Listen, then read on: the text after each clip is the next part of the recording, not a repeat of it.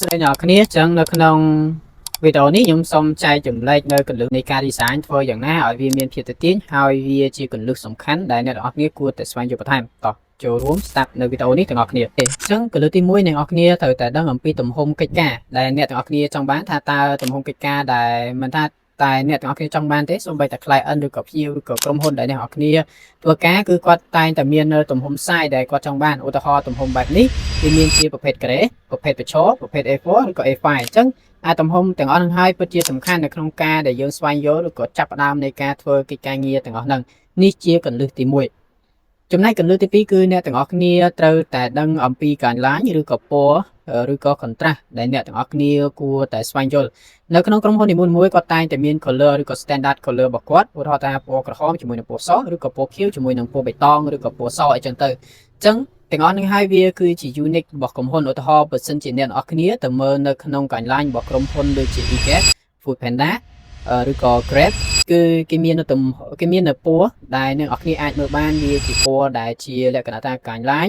ដែលត្រូវតែ follow តាមឬក៏ធ្វើតាមក្រុមហ៊ុនដែលគាត់ចង់បានជាក់ស្ដែងហ្នឹងហើយគឺជាកន្លែងឬក៏ color ដែលអ្នកគ្នាគួរតែធ្វើហើយនឹងសិក្សាទាំងអស់គ្នាឲ្យបានស៊ីជម្រៅហើយនឹងល្អប្រសើរផងដែរនេះជាកន្លឹះទី2ចំណែកកន្លឹះទី3គឺតកតងទៅនឹងគ្នាត្រូវតែស្វែងយល់អំពី text ឬក៏ font អក្សរដែលអ្នកនរគ្នាគួរតែសិក្សាស្វែងយល់ឬក៏ត្រូវតែអនុវត្តតាមដោយដែលខ្ញុំបានលើកឡើងនៅចំណុចទី1ទី2ហើយធម្មតានៅក្រុមហ៊ុនមួយគាត់តែងតែមាននៅ font អក្សររបស់គាត់ឬក៏គេហៅថារសជាតិដើមរបស់គាត់អញ្ចឹងណាអញ្ចឹងអ្នកនរគ្នាគួរតែសួរគាត់មិនថាតែក្រុមហ៊ុនឬក៏ project client ឬក៏ផ្ទាល់ខ្លួនរបស់យើងទេយើងត្រូវតែមាន unique ត្រូវតែមាននៅអីដែលជារបស់ខ្លួនឯងហើយក្រុមហ៊ុនខ្លះក៏បានទិញនៅ font អក្សរផ្ដាច់មុខអញ្ចឹងឧទាហរណ៍ថាដូច Tube ដូចអីចឹងទៅអ្នកនរគ្នាឃើញហើយ font របស់គាត់គឺគាត់ប្រើតែ font ហ្នឹងទេហើយ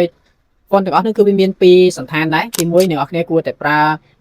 ចំនួន3បានន័យថាមានអាធំជាងគេផ្នែកកណ្ដាលហើយនិងផ្នែកល្អិតឬក៏ផ្នែកតូចអញ្ចឹងអាហ្នឹងគឺជារឿងសំខាន់ដែលអ្នកនរគ្នាគួរតែស្វែងយល់ហើយធ្វើវាឲ្យកាន់តែល្អផងដែរ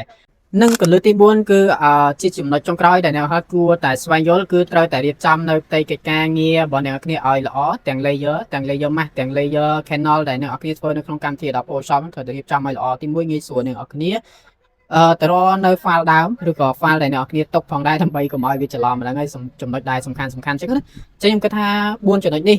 វាជាគំនិតមួយឬក៏ mindset មួយសម្រាប់ឲ្យអ្នកនរគ្នាបំបែក